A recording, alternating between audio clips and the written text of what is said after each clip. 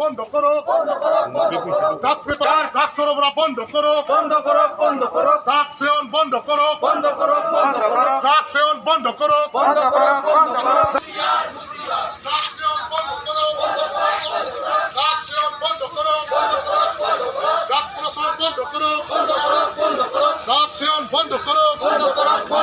Drugs পেপারি হুঁশিয়ার drugs পেপারি হুঁশিয়ার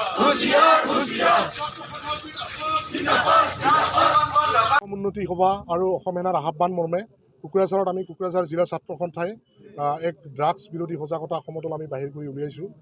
আপোনালোক সকলোৱে দেখিছে যে ইতিমধ্যে আমাৰ ৰাজ্যখনত ড্ৰাগছৰ এটা ব্যাপক প্ৰচলন ঘটিছে।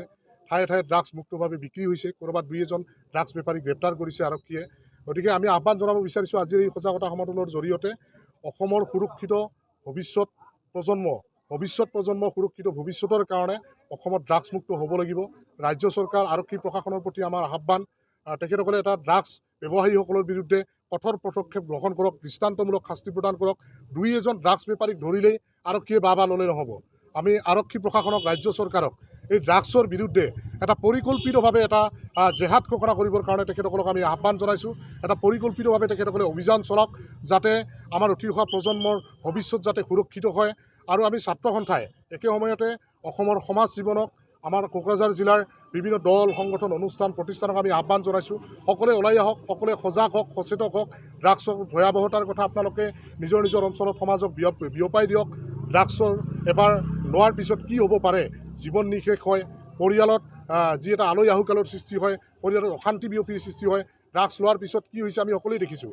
সেইকাৰণে আমি আহ্বান জনাব বিচাৰিছোঁ, সকলোৱে ড্ৰাগছৰ বিৰুদ্ধে সজাগ হওক, সচেতন হওক। ৰাজ্য চৰকাৰ, আৰক্ষী প্ৰশাসনে ড্ৰাগছ ব্যৱসায়ীসকলৰ বিৰুদ্ধে কঠোৰ ব্যৱস্থা গ্ৰহণ কৰক, দৃষ্টান্তমূলক তেখেতসকলক শাস্তি প্ৰদান কৰক। ড্ৰাগছ ক'ৰ পৰা আহিছে, ড্ৰাগছ অহাৰ উৎস আৰু ড্ৰাগছ অহাৰ বাট চৰকাৰে নিষেধ কৰিব লাগিব।